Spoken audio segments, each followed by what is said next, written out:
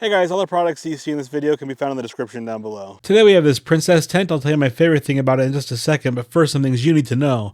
The construction, guys, is super easy. It's just these little pipes you put together. I put some lights in here so you can see it a little bit easier, but these go on the outside. These lights that come with them, guys, are really magical. They are stars. They can stay on, or you can have them flash on or off, and they just look really cool. Kids love these. It makes it kind of like a magical tent. The inside of this tent, guys, is also very large. It's 41 by 47 by 51 inches, and it's also very tall. Guys, this thing comes with a little pink pad for the flooring, which makes it very soft and comfortable on the inside. The fabric this is made of is very high quality, guys. It also has these windows which have mesh around them, and you can see inside and outside, which makes it more realistic for the kids that are playing with this.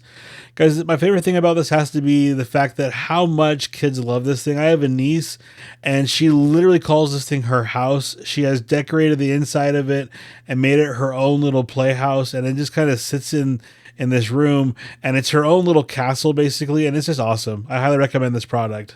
Thanks for watching. If you like what you saw, please subscribe. I appreciate it a ton. Have a good day, guys.